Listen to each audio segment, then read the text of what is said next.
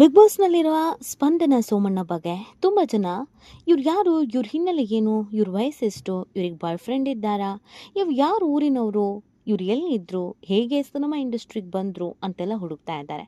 ಆದರೆ ತುಂಬ ಜನಕ್ಕೆ ಮಾಹಿತಿ ಸಿಕ್ಕಿಲ್ಲ. ಸ್ಪಂದನ ಸೋಮಣ್ಣ ಕರಿಮಣಿ ಸೀರಿಯಲ್ ಮುಖಾಂತರವಾಗಿಯೇ ಸೀರಿಯಲ್ ಇಂಡಸ್ಟ್ರಿಗೆ, ಕನ್ನಡ ಚಲನಚಿತ್ರ ರಂಗಕ್ಕೆ ಎಂಟ್ರಿ ಕೊಟ್ಟವರು ಅಲ್ಲ. ಅದಕ್ಕಿಂತ ಹಿಂದಿನ ಬಾಗಿಯೇ ಅವರು ಸಿನಿಮಾ ಇಂಡಸ್ಟ್ರಿಗೆ ಬಂದವರು. ಈಗಾಗಲೇ 2 ಸಿನಿಮಾ ಮಾಡಿದ್ದಾರೆ, ತೆಲುಗುವಿನಲ್ಲೂ ಕೂಡ ಸೀರಿಯಲ್ ಮಾಡಿದ್ದಾರೆ, ಒಂದು ವೆಬ್ ಸೀರೀಸ್ ಮಾಡಿದ್ದಾರೆ. ಜೊತೆಗೆ 26 ವರ್ಷ ವಯಸ್ಸಿಗೆ ಬಾಯ್ ಫ್ರೆಂಡ್ ಕೂಡ ಇದ್ದಾರೆ. ಮೂಲತಃ ಯಾವ ಊರಿನವರು ಮತ್ತು ಏನು ಓದಿದ್ದಾರೆ ಇದೆಲ್ಲವನ್ನ ಈ ವಿಡಿಯೋದಲ್ಲಿ ಹೇಳ್ತಾ ಹೋಗ್ತೇವೆ. ಆದರೆ ಇಲ್ಲಿವರೆಗೂ ನಿಮ್ಮ ಮೆಗಾ ಸುದ್ದಿಯನ್ನು ಸಬ್ಸ್ಕ್ರೈಬ್ ಮಾಡಿಲ್ಲ ಅಂದರೆ ಈಗಲೇ ಸಬ್ಸ್ಕ್ರೈಬ್ ಮಾಡಿ. ಹೆಚ್ಚಿನ ಮಾಹಿತಿಗಾಗಿ ಬೆಲ್ ಐಕಾನ್ ಪ್ರೆಸ್ ಮಾಡೋದನ್ನು ಮರಿಬೇಡಿ. ಎಸ್, ಬಿಗ್ ಬಾಸ್ನಲ್ಲಿರುವಂಥ ಎಲ್ಲ ಮಹಿಳಾ ಸ್ಪರ್ಧಿಗಳು ಚೆನ್ನಾಗೇ ಇದ್ದಾರೆ. ಅದರಲ್ಲಿ ಸ್ಪಂದನ ಕ್ಯೂಟ್ ಆಗಿದ್ದಾರೆ. ತುಂಬ ಜನಕ್ಕೆ ಸ್ಪಂದನ ಏನು ಮಾಡ್ತಾನೇ ಇಲ್ಲ, ಯಾಕೆ ಉಳಿಸ್ಕೊಂಡಿರೋ ಗೊತ್ತಿಲ್ಲ, ಏನು ಆಟನೇ ಆಡ್ತಾ ಇದ್ರೂ ಕೂಡ ಅವ್ರನ್ನ ಮಾತ್ರ ಉಳಿಸ್ಕೊಂಡಿದ್ದಾರೆ. ಕಲರ್ಸ್ ಕನ್ನಡದ ಕೃಪಾ ಕಟಾಕ್ಷ ಅಂತ ಕಾಣಿಸುತ್ತೆ. ಜಾನ್ವಿ ಕೂಡ ಇದೇ ಆರೋಪವನ್ನು ಮಾಡಿದ್ರು. ನಾವು ಕೂಡ ಇದನ್ನೇ ಹೇಳ್ತಾ ಇದ್ದೀವಿ. ಸ್ಪಂದನ ಏನು ತಾನೇ ಆಟ ಆಡ್ತಾ ಇದ್ದಾರೆ, ಆದರೂ ಅವ್ರನ್ನ ಉಳಿಸ್ಕೊಂಡಿದ್ದಾರೆ ಅಂತ ಹೇಳ್ತಾ ಇದ್ರು. ಇನ್ನು ಕೆಲವು ಪಡ್ಡೆ ಹುಡುಗರು ಸ್ಪಂದನ ಇರಲಿ, ಅಟ್ಲೀಸ್ಟ್ ನೋಡೋದಕ್ಕಾದ್ರೂ ನಾವು ಬಿಗ್ ಬಾಸನ್ನು ನೋಡ್ತೀವಿ, ಆಕೆ ಒಂಥರ ಕ್ಯೂಟ್ ಆಗಿದ್ದಾರೆ ಅಂತ ಹೇಳ್ತಾ ಇದ್ದಾರೆ. ಇನ್ನು ಕೆಲವರಿಗೆ ಇಷ್ಟು ಕ್ಯೂಟ್ ಆಗಿರೋ ಹುಡುಗಿಗೆ ಬಾಯ್ ಫ್ರೆಂಡ್ ಇದ್ದಾನಾ ಇಲ್ವಾ ಅನ್ನುವಂಥ ಪ್ರಶ್ನೆ ಕೂಡ ಹೌದು. ಇನ್ನು ಕೆಲವರಿಗೆ ಎಷ್ಟು ವಯಸ್ಸಿರ್ಬೋದು ಅನ್ನೋ ಪ್ರಶ್ನೆ ಕೂಡ ಹೌದು. ಹೀಗಿರಬೇಕಾದ್ರೆ ಸ್ಪಂದನ ಯಾವ ಊರಿನವರು, ಮೂಲತಃ ಎಲ್ಲಿನವರು, ಕೇವಲ ಕನ್ನಡ ಮಾತ್ರ ಅಲ್ಲದೆ ಬೇರೆ ಭಾಷೆಯಲ್ಲೂ ಕೂಡ ಇವರು ನಟಿಸಿದ್ದಾರಾ, ಅಭಿನಯಿಸಿದ್ದಾರಾ, ಈ ಎಲ್ಲ ಪ್ರಶ್ನೆಗಳು ಇದ್ದೇ ಇರುತ್ತೆ. ಅದಕ್ಕೆ ಈ ವಿಡಿಯೋಯವೇ ಉತ್ತರ. ಹೌದು, ಬಿಗ್ ಬಾಸ್ ಕನ್ನಡ 12 ಕಾರ್ಯಕ್ರಮಕ್ಕೆ ಅದ್ದೂರಿ ಚಾಲನೆ ಸಿಕ್ಕಾಗ 17ನೇ ಸ್ಪರ್ಧಿಯಾಗಿ ನಟಿ ಸ್ಪಂದನ ಸೋಮಣ್ಣ ಎಂಟ್ರಿ ಕೊಡ್ತಾರೆ. ಮೂಲತಃ ಇವರು ಮೈಸೂರಿನವರು. ತುಂಬ ಜನಕ್ಕೆ ಈ ವಿಚಾರ ಗೊತ್ತೇ ಇಲ್ಲ. ಮೈಸೂರಿನಲ್ಲೇ ಇವರು ಶಾಲಾ ಕಾಲೇಜು ಎಲ್ಲವನ್ನ ಕೂಡ ಓದಿರುವಂಥದ್ದು. ಇವರು ಇಂಜಿನಿಯರಿಂಗನ್ನು ಮುಗಿಸಿದ್ದಾರೆ. ಅದಲ್ಲದೆ ಇವರಿಗೆ ಪುಣೆಯಲ್ಲಿ ಕೆಲಸ ಕೂಡ ಸಿಕ್ಕಿತ್ತು. ಹುಟ್ಟಿದಾಗಿಂದನೂ ಕೂಡ ವಿದ್ಯಾವಂತೆ.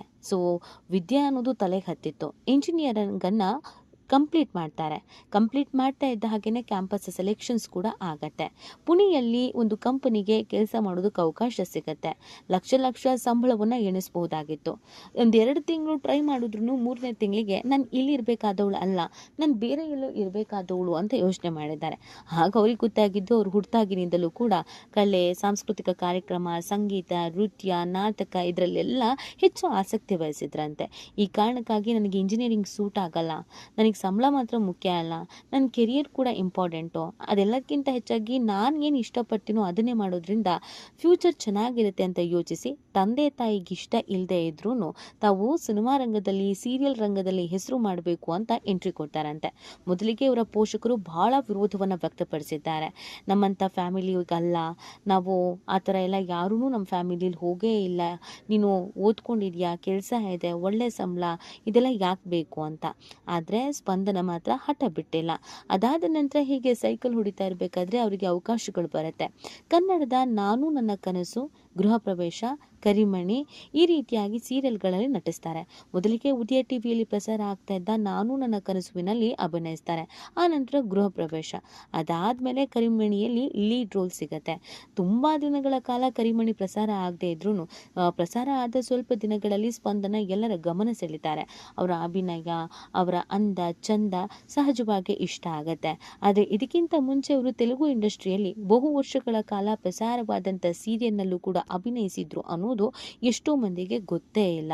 ಹೌದು, ಇವರು ತೆಲುಗಿನ ಅಭಿಲಾಷ ಸೀರಿಯಲ್ನಲ್ಲಿ ನಟಿಸಿದ್ದಾರೆ. ಬಹಳ ವರ್ಷಗಳ ಕಾಲ ಅಭಿಲಾಷ ಸೀರಿಯಲ್ ತೆಲುಗಿನಲ್ಲಿ ಪ್ರಸಾರ ಆಗಿದೆ. ಇದರಲ್ಲಿ ಮೇನ್ ರೋಲಿನಲ್ಲಿಯೇ ಸ್ಪಂದನ ಅವರು ಅಭಿನಯಿಸಿದ್ದಾರೆ. ಆಗ ಚಿಕ್ಕ ಹುಡುಗಿ ಥರ ಮುದ್ದಾಗಿ ಕ್ಯೂಟಾಗಿ ಕಾಣಿಸ್ಕೊಳ್ತಾ ಇದ್ರು. ಹಾಗಾಗಿ ಆ ಸೀರಿಯಲನ್ನು ನೋಡಿದವರು ಇವತ್ತು ಸ್ಪಂದನನನ್ನು ನೋಡಿದ್ರೆ ನಿಜವಾಗ್ಲೂ ಅದು ಇವರೇನಾ ಅಂತ ಅನ್ಸುತ್ತೆ. ಆಗಿನ ಸ್ಪಂದನಾಗೂ ಈಗಿನ ಸ್ಪಂದನಾಗೂ ವ್ಯತ್ಯಾಸ ಇದೆ. ತುಂಬ ಚಿಕ್ಕ ಹುಡುಗಿ ಥರ ಕಾಣಿಸ್ಕೊಳ್ತಾ ಇದ್ರು. ಅವರಿಗೆ ಜಸ್ಟ್ 26 ಇಯರ್ಸ್ ಅಷ್ಟೇ. ಆದರೆ ಈಗ ಸ್ವಲ್ಪ ಮಾಡ್ಲಿಂಗು, ಜಿಮ್ಮು ಅದು ಇದು ಅಂತ ಹೋಗಿ ಹೀರೋಯಿನ್ ಮೆಟೀರಿಯಲ್ ಆಗಿದ್ದಾರೆ. ಆಗ ನೋಡಿದವರು ಸ್ಕೂಲ್ ಹುಡುಗಿನೇನೋ ಅಂತ ಇದ್ರು. ಈಗ ನೋಡಿದವರು ಮದುವೆ ಆಗಿ ಬಾಯ್ ಫ್ರೆಂಡು ಏನಾದರೂ ಇದ್ದಾರಾ ಅಂತ ಕೇಳ್ತಾ ಇದ್ದಾರೆ.